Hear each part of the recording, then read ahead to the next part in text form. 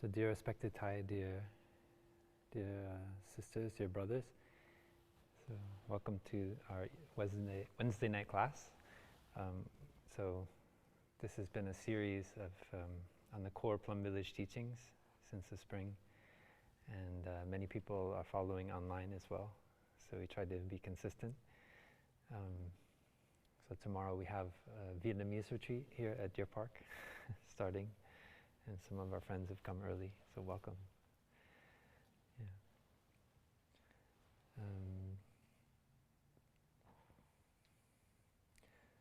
So the practice is a joy.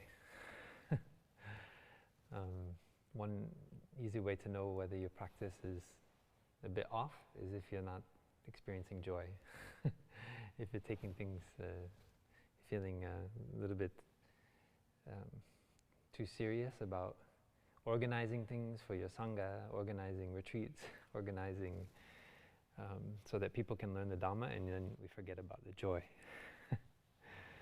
So we have to always remember that. I know in my ancestors there is that seed of wanting to just work, and show the world that I'm working hard. And if I just express my joy, then I feel like I'm being lazy. I'm not working hard enough. And that kind of attitude is a big problem. It's causing a lot of the suffering that we experience today. People are working, and they don't know the end of their work, and then they suffer inside. And because they're not experiencing joy, they harm themselves, they harm their family members, they harm the earth in their work to, at some point, create joy. But the path is to experience joy here and now. And as brothers and sisters in the monastery, we remind ourselves all the time of this. Like I'm always reminded by my brothers when I get stuck in something or too serious about something, I can just let it go because it's not so important. What's important is to maintain our joy. And so in the last class we learned about how to practice mindfulness of suffering in order to see the conditions of happiness. So a big misunderstanding in the Buddhist tradition is this phrase like, life is suffering. And then we think everything is suffering and we should put on a grim face and just bear it up for as long as we're still alive until we die. And then maybe we were reborn in a place where there's more happiness. And that's a very wrong understanding of the Buddhist teachings. The Buddha taught us how to be mindful of suffering so that we can touch the conditions of happiness that are there, and learn how not to act in a way that we water the seeds of anger, despair, fear, and so forth in our consciousness. And so understanding suffering is for our happiness. It's not for us to it's not, we don't say life is suffering in order to describe the world that it's like that. We see and we're aware of suffering in order to transform our suffering, to overcome our suffering. Not for the sake of just kind of like bowing our heads down and gritting our teeth and, oh God, life is suffering, I just have to grin and bear it, until I die.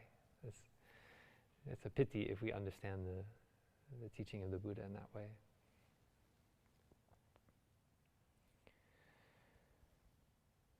And in the last class, I touched again in one of the questions, in answering one of the questions that were posed about the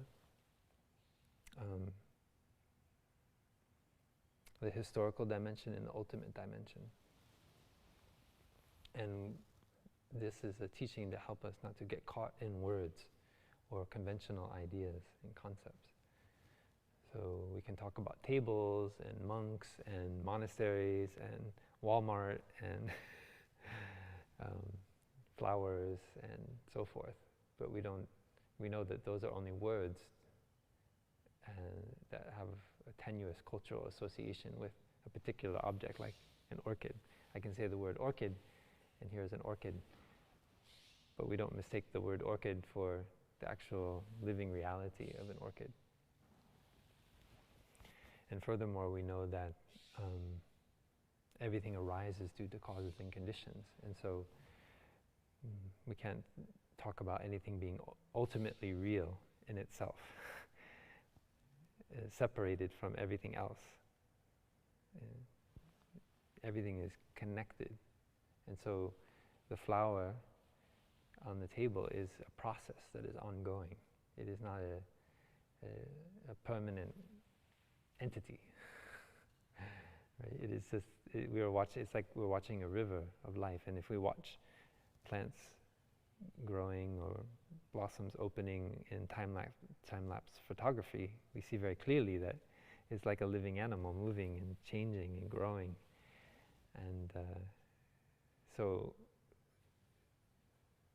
it's not just for the sake of rhetoric that we say that this flower is a process going on. It is just like a stream, just like a fire. Maybe it's happening a bit slower, but if we look deeply, we see the impermanent nature of the flower. And so any attempt to try to categorize it, classify it, even just the name flower or orchid is not sufficient. And so this teaching on the historical and the ultimate is to help us to not get caught in conventions, like the word flower or orchid, and see that they are also just part of a constantly evolving, constantly changing body of language that only has meaning because it's used publicly. It's used in the community. Right? So even in Plum Village, we have some of our own words and concepts that we start using in order to describe certain phenomena that we watch or we see appearing in the Sangha. Like, many times when a brother or sister is very upset about something or, does something over and over again, we just say, oh, suffering. And, that means we'd see already that person is, by their actions, they're creating suffering, and there's some suffering in them that has not been transformed yet. And so we say that to touch our compassion, not to criticize or judge that person, but because we don't want to just see them at the surface level of this person is like an evil person or a bad person. That, as practitioners, we cannot see anything in that way. We only see misunderstanding, ignorance, and we want to help to remove the ignorance. Tai often shared the story about teaching in India. There's an expression, for example, when a student came to the teacher to learn mathematics, the teacher would not say, I will teach you mathematics. He would rather say, I'm going to remove the ignorance you have about mathematics. And that is always the spirit of the Buddhist teaching. Mindfulness of suffering is help us to remove our ignorance about how we are creating suffering for ourselves. It's not like we're cramming, the spirit of Buddhism is not to cram knowledge into our heads so that we can memorize it and then give a good Dhamma talk later on, but it's to remove the obstacles that are there that keep us from seeing how things actually are, like the nature of causes and conditions. And once we see that, then we already suffer less, because we see that, how to bring about the conditions for happiness by removing things that make us suffer and make others suffer. Okay, so this teaching on the historical dimension and then the ultimate. Okay. Is it not on? The decibels are too low. Ah, okay.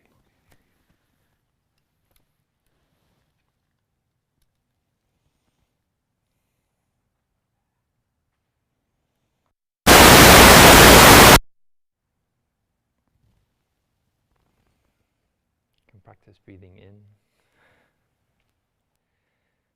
breathing out.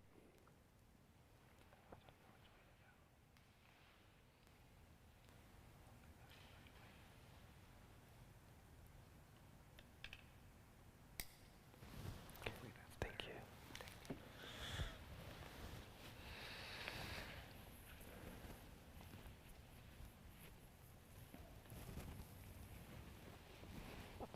And so the teaching on the ultimate is to help us to, again, not to get caught in the conventional. So we don't make something of the ultimate. We have to be very careful. So a lot of like the concepts of the unconditioned that we create, like words we associate, even the word unconditioned, but or God or Allah or whatever it might be, in whatever religious tradition we're in, it always runs the danger of identifying some quality or some discernible aspect of that unconditioned thing. And then that aspect can be our obstacle to actually touching the unconditioned, because the flavor of the unconditioned is no flavor. It is peace, it is calm, right? It is freedom from any kind of stain or quality.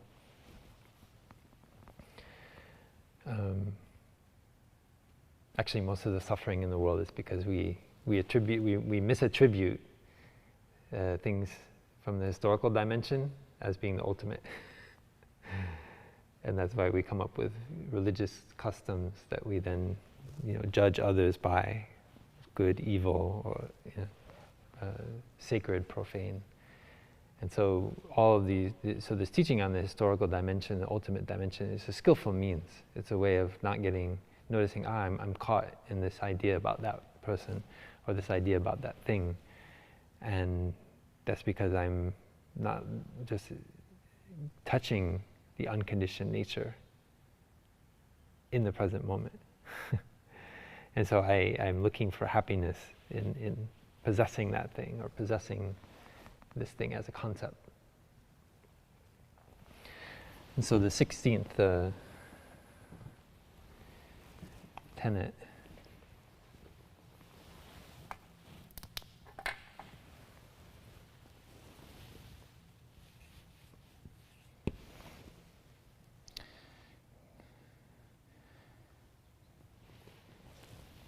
is connected to the second tenet. So the Four Noble Truths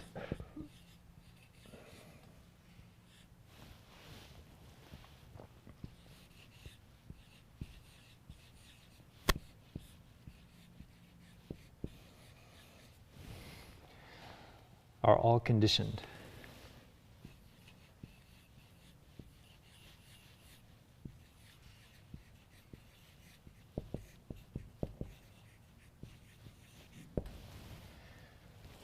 The Four Noble Truths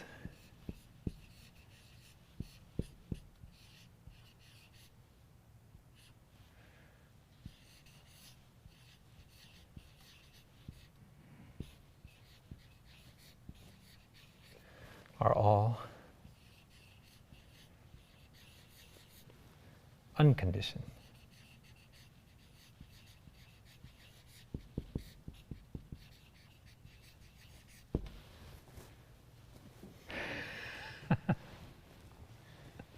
It's very clear.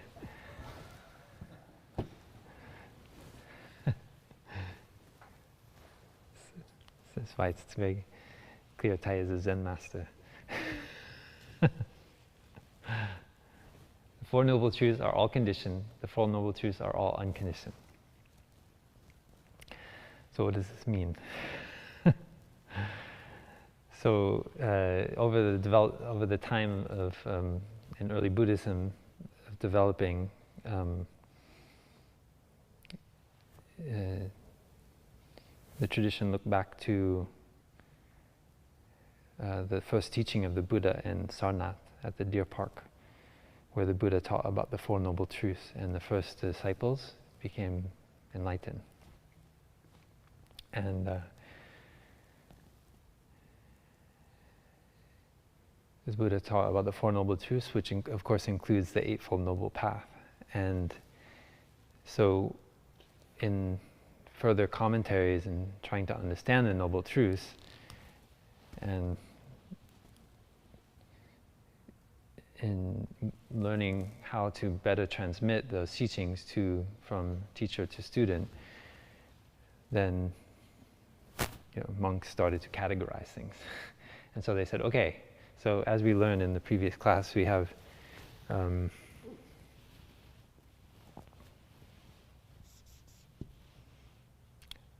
first noble truth, which is suffering or ill-being.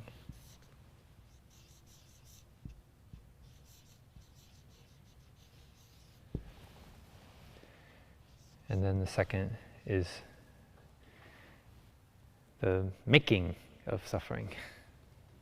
So the cause of suffering.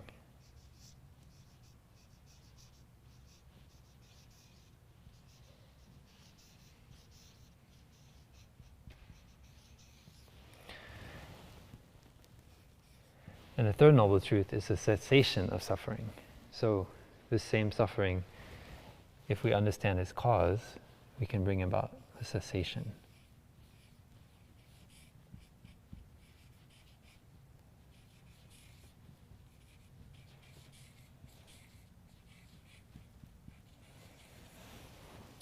It's not very complicated. If somebody is getting stuck with a pin, you take the pin out, and then you don't suffer anymore. This is not so difficult. But it turns out that it's not easy for us always to understand at a deeper level what causes us mental anguish and despair. So we don't understand why what we think, say, or do brings about the suffering that we experience in the present moment. So that's why it's not so simple as just taking the pin out. It's stuck in our arm.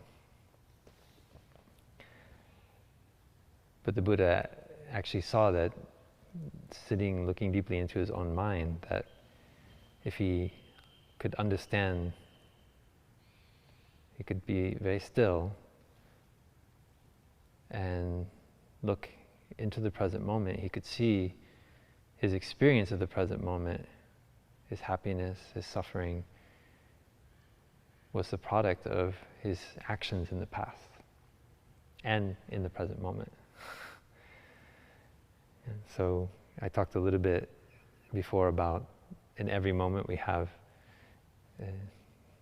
very likely an infinite number of possibilities of what can happen. And so as practitioners, we learn how to choose the path of less harm so that we don't create more suffering for ourselves and for others, because very early on we learn that our own suffering is also connected to the suffering of others. So suffering is not an individual matter. So we let go with the insight of non-self, the idea about an individual suffering that is cut off from the collective suffering. We see that there's a continuity. And so the Four Noble Truths are, we can practice them right here and right now in our own body and mind, but we also are transforming the collective consciousness while we do that. So we're looking into how this pin, this painful cause, can be removed from our own mind and also from the collective. Because what makes me suffer is also what makes others suffer. And then the fourth is the path leading to the cessation of suffering. But sometimes this third one has been misunderstood. When we hear the word cessation, we think that we need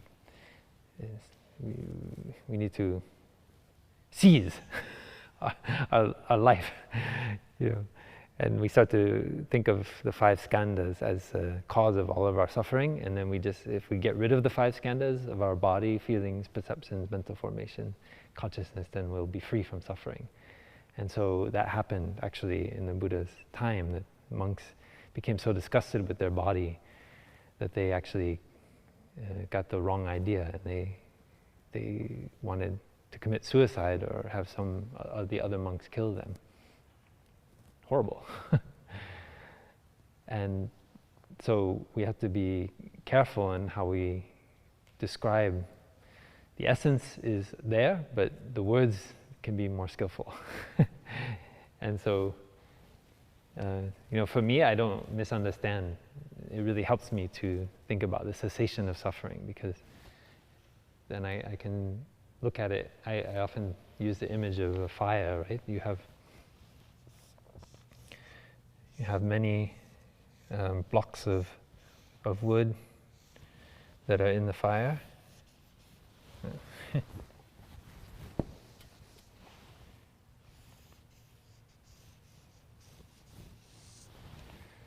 That are feeding the flame.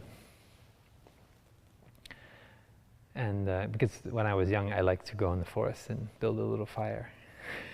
When I was a kid, I learned in Boy Scouts, and so then I would go, and luckily where I lived, it was very wet, so there was not so much danger of having a forest fire like here. And so I would go, and that was something that I felt like I could control. So I enjoyed going into the forest and lighting a little fire and just sitting near it. It brought me a lot of joy. Only one time the fire got out of control, and I burned a little bit of brush beside it that I didn't plan on doing. And I felt a little bit nervous, like, oh my gosh, what if I start a forest fire? But luckily I was able to put it out. But as I learned to build the fire, I learned to understand the fuel, and also how to start it and how to stop the fire as well. And you learn that sometimes it's not a good idea to try to smother the fire, because it can continue to keep the heat under whatever you cover the fire with, and then it might come up again. So usually the best thing that I learned was to take the fuel, so take the sticks and the logs and separate them.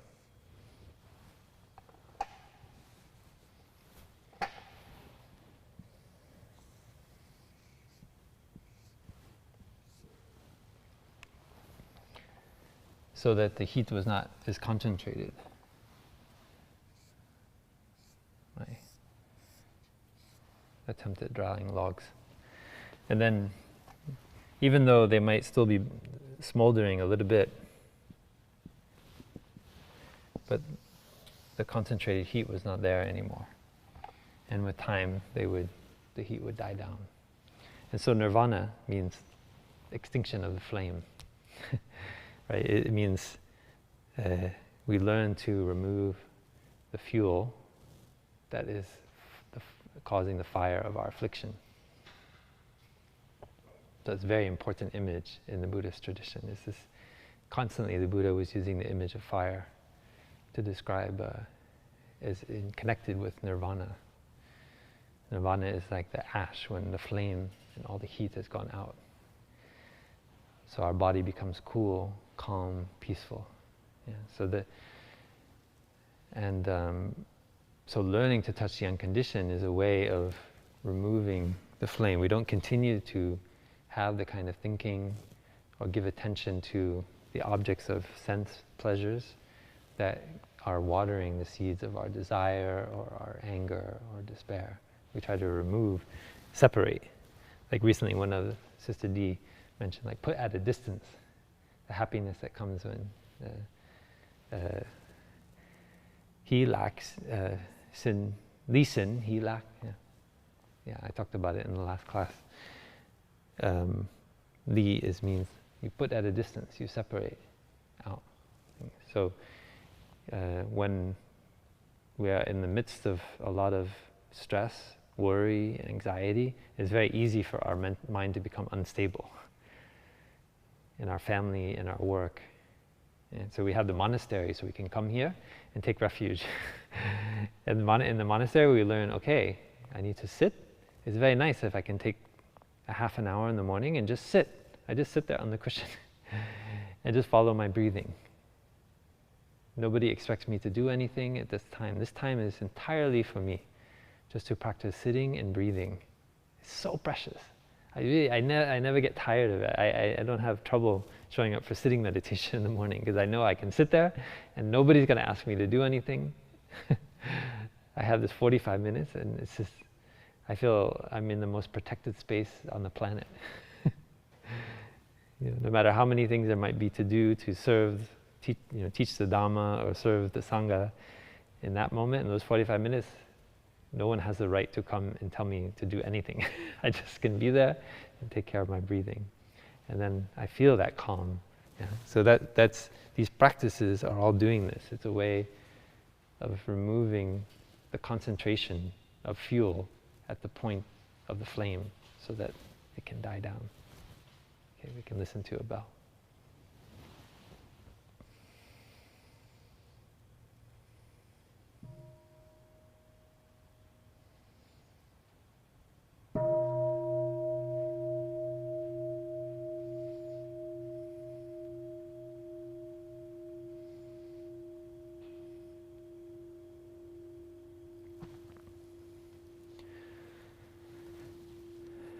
So, because this third noble truth is on the cessation of suffering, so in later times it came to be categorized as being unconditioned. So the first noble truth, suffering, of course, is conditioned. The second, the cause of suffering, is conditioned. And they also said the path, because it involves training ourselves in some way, right concentration, right mindfulness, right thinking, is also conditioned. But the third noble truth is unconditioned. So that certain schools of Buddhism, they started to categorize the noble truths in that way. In other schools, they started to say, well, because the path is leading to, it's the path to help us touch the unconditioned, so we should also say this one is also unconditioned. And so some of them said the first two are conditioned and the second two are unconditioned. So this is Thai's response. Yeah, so this kind of thinking comes from a misunderstanding of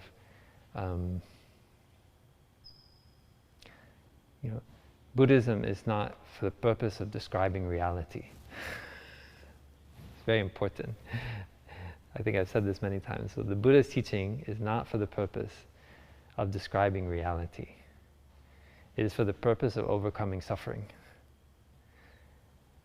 So as practitioners in the past and even in the present, we fall into the trap of wanting to use the Buddhist teachings as a way of explaining everything. And we lose sight of the fact that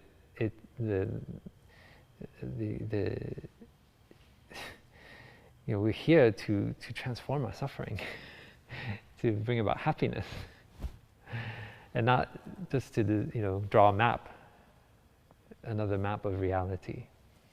So we know from the practice of science, we get many insights which help us, but we also allow ourselves to have power over natural resources in such a way that we have created a mess with the climate crisis, with nuclear warfare, and conventional warfare, and all these things. So we have to be very careful because everything has a use. You have to look more deeply when you hear somebody just saying that they're objective and they're just describing reality. They may believe it themselves, but when you look more deeply, there's always some use. As humans, we have always looked at that stone and see how we can sharpen it and make it into a tool. And that is part of our makeup. And not only humans, but even ravens, crows, other animals, some macaques, and other primates have learned how to make tools out of the objects that they discover. And so it's not only a human phenomena, right? This tendency to make use of something. But oftentimes when, knowledge has often been the province of empire, right? For example, in Spain in the 15th century, you could not just go to a library and look at a map of, say, Africa. Maps were kept very hidden in the royal, under royal care. And only the powerful could have a chance to look at the maps that were being created of the coast of Africa, for example, in the rise of the extended shipping and exploration of the seas. Because knowledge is power. And we cannot look at it as something just objective. You know, there's always some intentionality in there. And that's not for the sake of tricking us, but it's just the nature of knowledge. But we seem to have forgotten it. We just think, oh, Wikipedia, or we look something up. It's just facts, just cold hard facts. It's just the facts. But I think I've experienced, you know, when we look more deeply, we always see that there is some intentionality there. And there's something that strikes us about that information that is connected to some kind of use.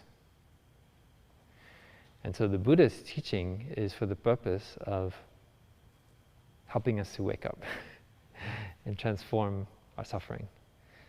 So that's very clear. And the Buddha said that many times. He was not ambivalent about it, ambiguous. It's very clear.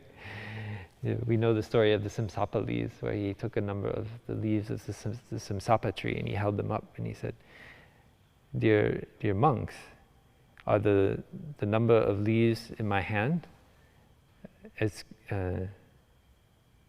very great as the number of leaves in this forest? And they said, no, the number of leaves in your hand, dear blessed one, they are very few compared to the number of leaves on the Samsara trees in the forest. And the Buddha said, yeah, just so are the things that I know and the things that I teach. So what I teach are like just these few leaves in my hand, but my awareness of what I know is much, much more vast. And that is for your benefit, for the weal of all beings, is to transform their suffering. So the Buddha saw that, yes, there are these, we can know these things. And now, like today, with the 24-hour news cycle, we can know so much about the suffering of the world and what's going on. And we can just keep scrolling and checking. And I read the news, you know. But I recognize that I have to moderate, because all of that information is also leading my mind in a direction. And I want to, as a practitioner, I want to be able to decide what I consume and what effect consuming those sense objects will have on me. Because that is the nature of the cause of suffering, right? We want to understand it, and I know from experience that, yeah, if I get, you know, I look at that thing, but then I'm giving a Dharma talk, or I'm over here, and then I'm thinking about that thing. I want to go back and get, so there's some kind of desire there. There's a little bit of addiction. I want to go back to that thing. And so then already we know we're no longer touching the unconditioned. Yeah, that's a kind of conditioning. And then we're not talking about like a massive addiction yet, but even just at a very subtle level in the mind, there's some kind of, I want to go back, have that thing, you know, or look at that thing, or hear that music, or whatever it is. So it's not bad or evil, you know. It's just learning how to transform our attachments, because that makes us like separating the logs, cool down our mind. So, I often like to write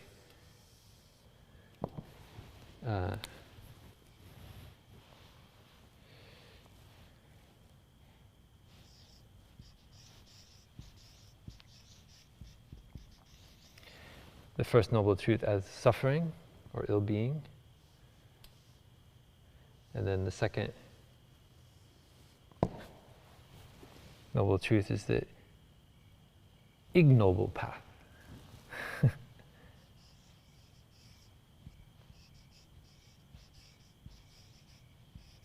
Or the path of suffering. And the third noble truth, the cessation of suffering, is happiness. because the cessation of happiness is, our cessation of suffering is happiness. It's the presence of happiness. The cessation of light is the darkness.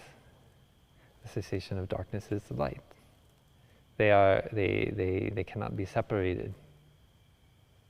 So this, in the same way, happiness is related to our suffering. So sometimes that's why Tai used the term ill-being and well-being, because that helped us to see more clearly in English that they are intimately connected. The absence of ill-being is well-being. The absence of well-being is ill-being.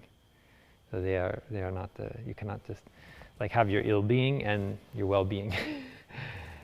You know, it's like some like different plates on a table. But the absence of ill-being is already happiness.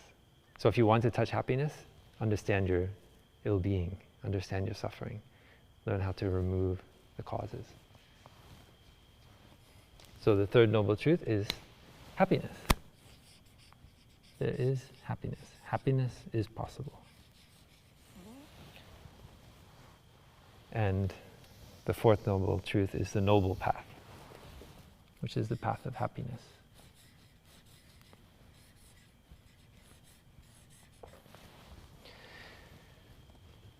And in each of these, there is the nature of the conditioned and the unconditioned. So that's what Tai is trying to say. Both are true.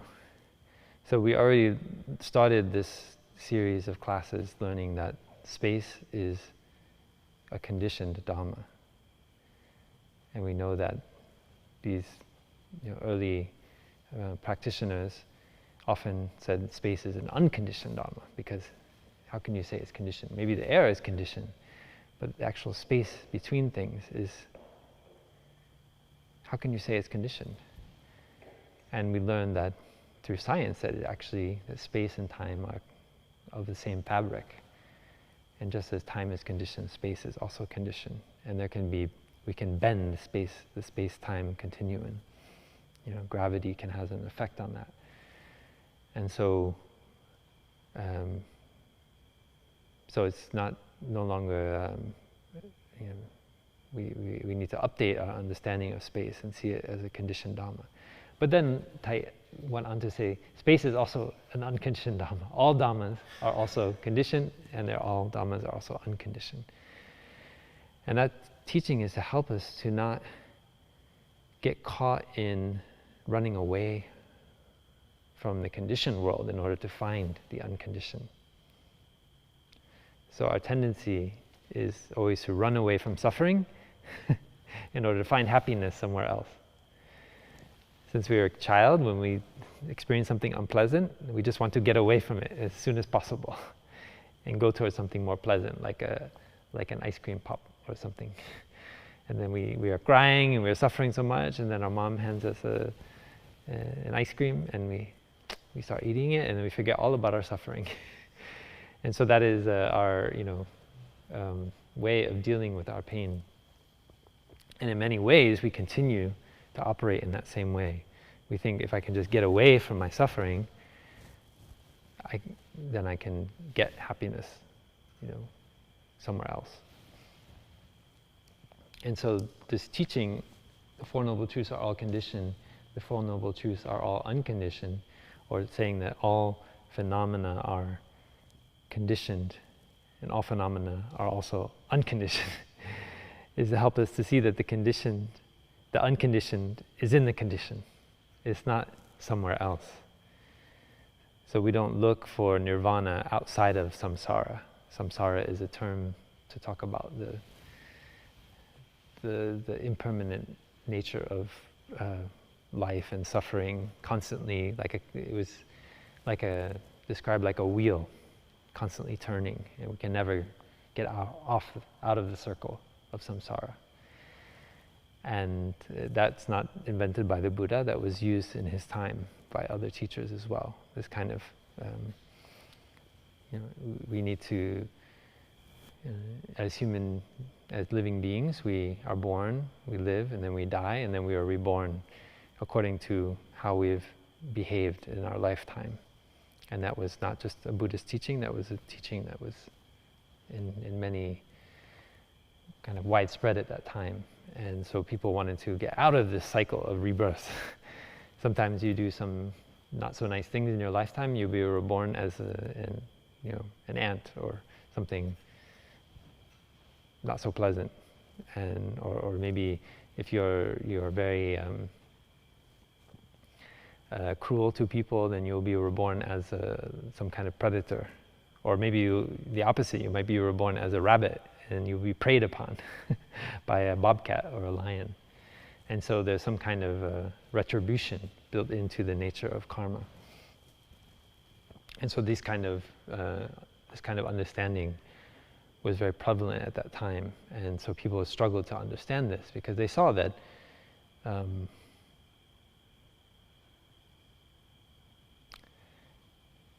this body goes back to the earth, and they recognize certain patterns in the way people behaved.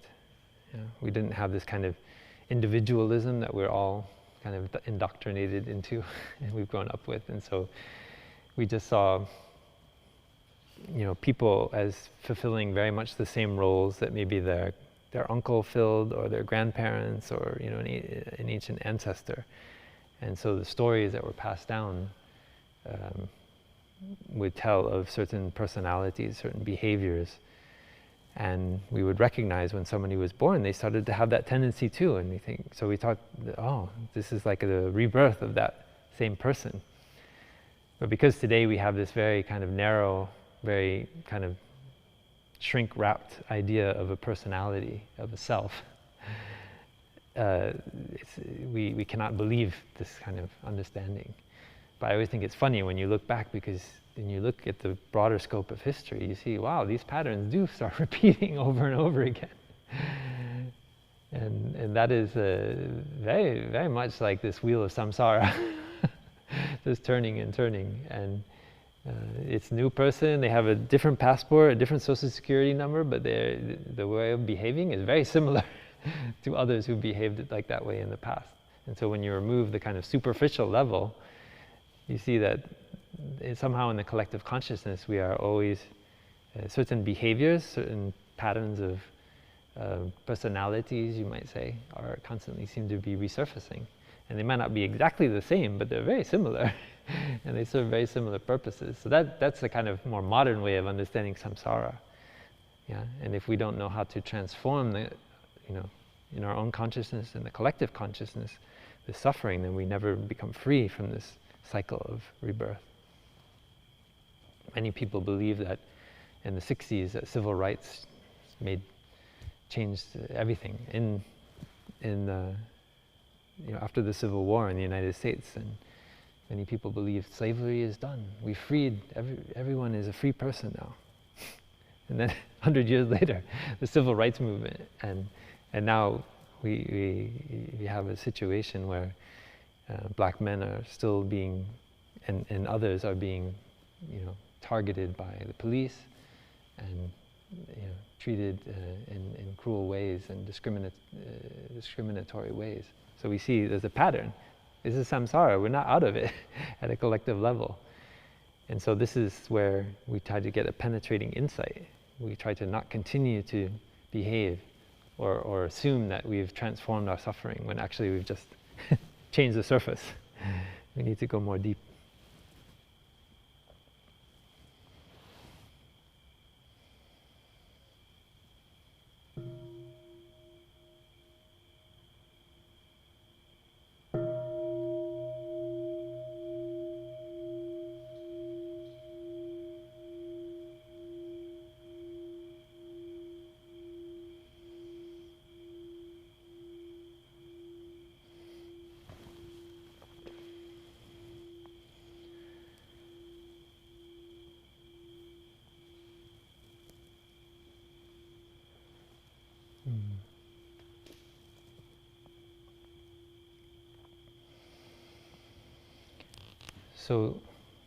So seeing the unconditioned in all phenomena is the teaching here. This is the way out of this samsara. So it's in the very condition. So the way out is in. as Tai often said. We need to learn to come back to the conditioned, not try to run away from it. So this is a deep engaged Buddhism. Yeah, we don't run away from our suffering, either within us or outside. Many of us, we try to run away from our own suffering by doing good things outside. But actually, we haven't transformed our own suffering. Yeah. Others of us, we want to completely transform our own suffering before we do anything kind to anyone else. Both of these are extremes. So we try to find a middle way. So we know we're on the path, we're practitioners, we're all trying to find a way to transform our suffering and learn more deeply what are the causes and conditions. But it doesn't mean we have to wait until we're totally transformed, until we start doing kind things and reducing the harm that we cause to others.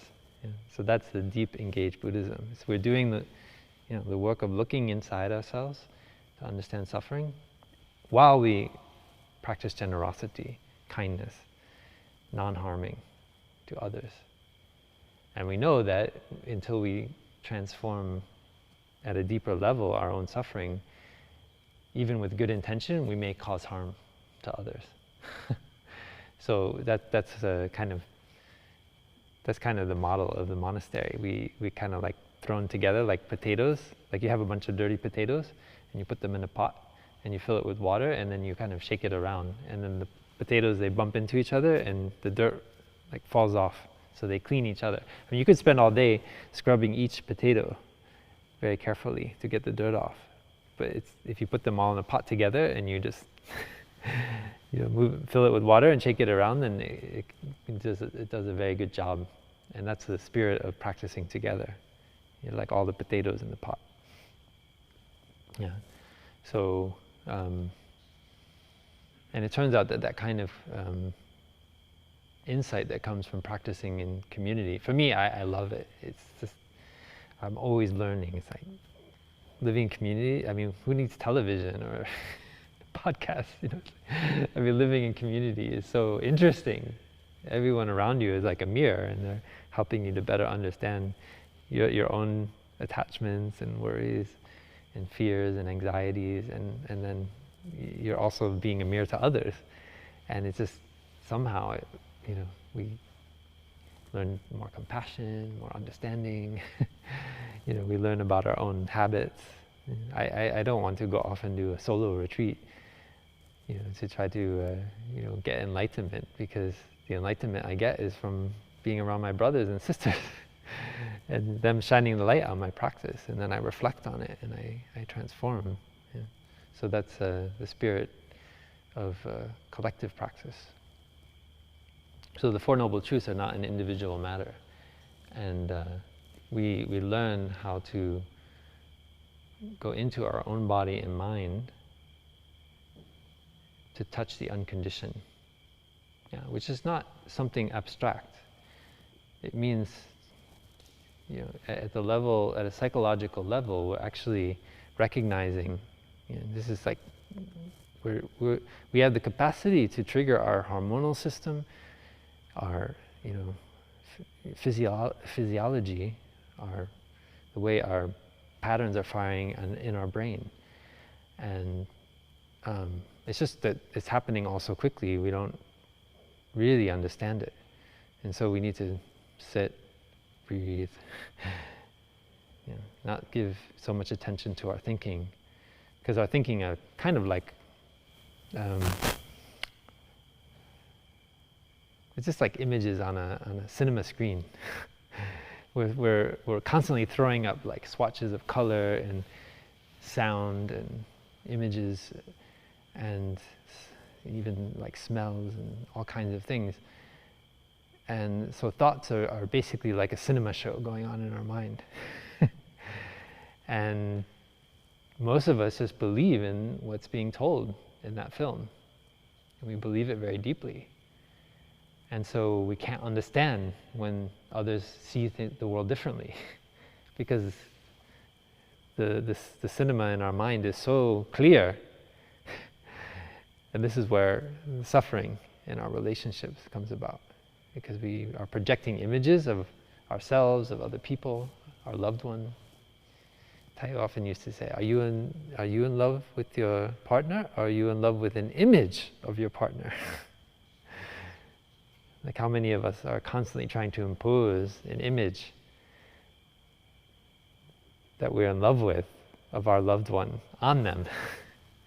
And when they don't behave like the image that we're projecting in our mind, we suffer so much, and we judge them, and we get angry. And the same is true for monks and nuns. When we start to teach our younger brothers, we want them to be a monk just exactly like we are. But do we really know how we were as a monk? We know inside, of course, we were a perfect novice, always serving the Sangha, always.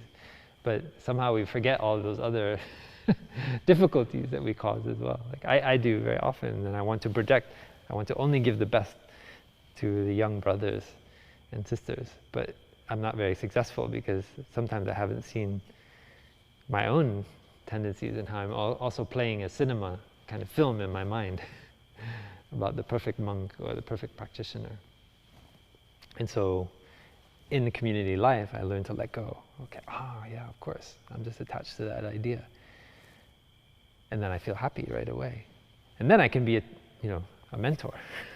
But if I just keep holding on to that image of what a monk should be or how a good practitioner should be, then I'll make myself suffer and also make my younger brothers suffer. And so I've had that experience too. So it's whether we're in a relationship as a layperson with our beloved one, or whether we are a monastic, we still can be prey. We can lose sight of the fact that we're actually just following the storyline, this kind of narrative which we are projecting in our mind of ourselves, of the world, of others. Yeah. And that the problem with that projection is that it often blinds us. Most of the time it blinds us to what's actually going on. And that's not like a deeper storyline. It's not a storyline at all. It's just what's going on. It's things as they are. And there are causal relationships between things. That's the insight the Buddha had. But oftentimes, because we get so caught up in these connections that we have in the story in our mind, we just kind of run roughshod right over actual causes and conditions. And so the practice is removing these films that we're playing in our mind in order to look more deeply and see things as they actually are. And so this is the practice. It's just continuously, not just continuously to go around in the wheel of samsara. It means just on the film reel. It's very nice. The old film reels, the circle, and they go around and around and around, and they have these images, right? But as they run over the light quickly, then it looks like a living, moving image, and that's the cinematic nature of our mind. Tai often taught us of the cinematic nature of consciousness. It's like little flashes of images that are constantly running over our consciousness, just like a film reel. And so learning to stop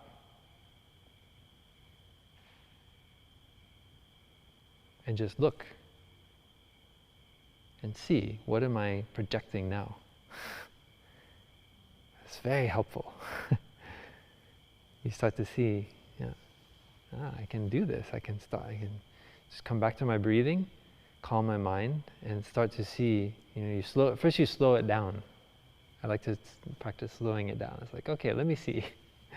Let me go over this conditioning again that I have, the story that I've told myself over and over.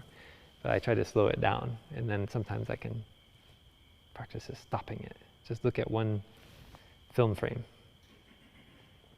Of course. Now I see it's just a film frame, and I've been running them over and over again in my mind, and then it looks like a real story, but it's actually a delusion. Something I've been creating. It might have some basis in reality, but over time, the more we cook it, the more detached it becomes from how things actually are.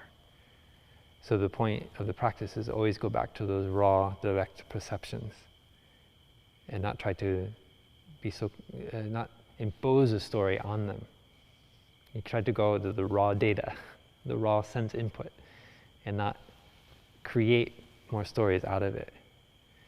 And so I'm always fascinated when I sit with brothers or sisters who are very deep in the practice or Thai, and they're very careful in their speech. They're careful not to make something out of what they learn or what they know beyond what is just that bare perception. Because they know that in the past, that's where the strong emotions come from.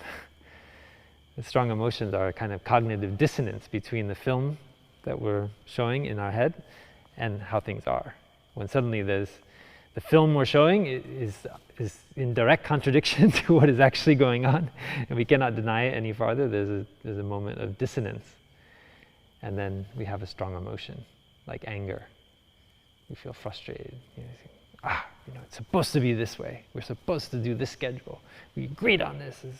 I'm so angry. And we have to be very careful in what we attach what film we're attached to in our mind, and see if we can just let go. What's amazing is that when you stop the film, you still continue to keep living. I always am fascinated by that. When I've got a story that's going through my head and I just feel that story is, I don't tell myself necessarily, but but somehow it's right. I have the right story. I really have the right story. And that other person, they've got it all wrong. When you feel like that, you're so sure, that's the best time to let go. You're like, okay, I'm going to let go of that idea. It's very nice. Usually what we do is we have the story, and then somebody tries to help us to let go of it by telling us, well, look, but did you consider this, which is contradicting our story. But then we react and say, oh, you're just taking her side. And then we make, we divide. Yeah, we try to divide this person and get more people onto our story and our way of telling the events, and get allies. So they're all telling the same story. And we do this at the national level, right? The story of our, that's why history becomes so emotional. People say, oh, how can you teach that history? This history is, how can you forgot completely about, these horrible things that have happened. But you're so negative. We need to think positive, And so we craft history. Right? And because we don't have that understanding that knowledge is not only about describing reality, but it has intentionality, and we say, oh, that history is factual, it's real, how can you deny it? Yeah. So this is where the storyline at the collective level becomes a film, patriotism, nativistic thinking, that can lead to a lot of suffering. When you attach this physical body to the story, and a story to the land, to the land itself. This is creating suffering at a collective level.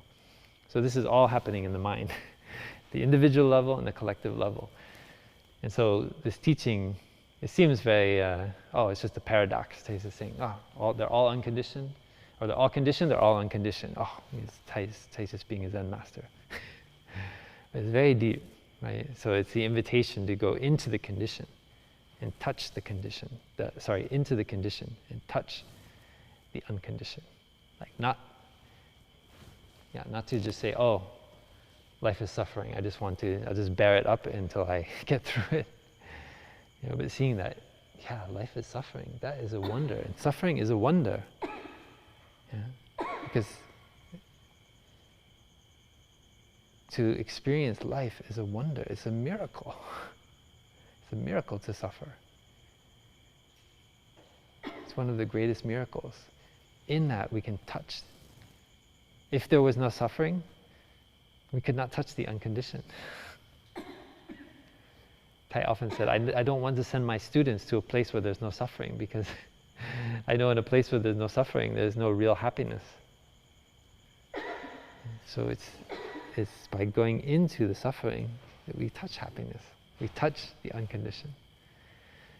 So that's what this teaching is. So we need to see that all of the Four Noble Truths, they are in the historical dimension, just like the pin. When we remove it, we no longer have the pain. But they also have the ultimate aspect. So already in the first Noble Truth, we have the presence of happiness. Yeah, we don't need to wait until we get to the third one to discover happiness. It's already there. So when we get beyond the historical dimension, we see that there is no first, second, third, or fourth Noble Truth, but they all interpenetrate. So we don't need to get caught in the dogma, like, oh, you're a Buddhist, you believe in the Four Noble Truths, right? Kind of thing, right? Like, oh, these are Buddhists. They believe the Buddha taught the Four Noble Truths. The first truth is suffering. This kind of thing, like a documentary you watch in high school.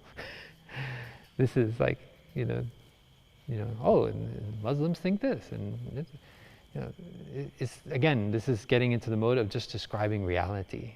So whether we are Muslim, whether we're Christian, Jewish, it doesn't matter, Buddhist, we all experience suffering, and we want to understand that suffering so we can bring about happiness. That's transforming suffering. It's not like you got to take a bunch of clay and then mold it into something else, but it's looking into the suffering and seeing, now I understand. I thought that thing, I said that thing, I did that thing. That created suffering for myself, and it also made that other person suffer a lot. So how can I learn to, at a simplistic level, you just think, oh, I'm a bad person. I must be a really nasty person. But this is not true. We all have, the seed, the capacity to harm others. But we also have the capacity to be kind. We have the capacity to reconcile. We have the capacity to repent, to look at something that we've done and say, in some ways that was not so skillful. And I can see how my emotion, my attachment to some end was there. I wanted that thing. And so in that conversation, there was something, left a not so pleasant taste. So you look with honesty and humility at your own actions, and you learn how to maybe not say that thing, not do that thing, and cause a little bit less harm in this life. So for me, the miracle in life is to cause a little bit less harm. If you can really help many people to cause less harm, that's wonderful. But even just in yourself, if you can do less harm, not say that thing, that hurtful thing, that is already a huge success. And you won't be on the cover of the New York Times because you did that. You're not going to be famous because you're causing less harm. Lots of people are famous because they cause a lot of harm. And some people are famous because they help a lot of people to suffer less. But anyway, most of us don't want to be on the cover of the New York Times. That's a suffering. We just want to be happy. It's not. This is really, because what we have is the experience of life. This is what the Noble Truths are telling us. It's like, this is so precious. All these things you see out there, like people in powerful positions, people with wealth, people with all kinds of sense pleasures, don't be deluded by that. Don't think that they are not with a hole inside of themselves, trying to fill that hole with their sense pleasures, with their power, with their wealth. That's what the Buddha is trying to tell us, saying, because all you have is the experience of your life. And so, which means what you are experiencing right now. And that is everything. And so, you want to be happy, you need to go into that. into that suffering and touch the unconditioned nature. That's the insight that Tai wants to transmit to us with this teaching, which seems this paradoxical.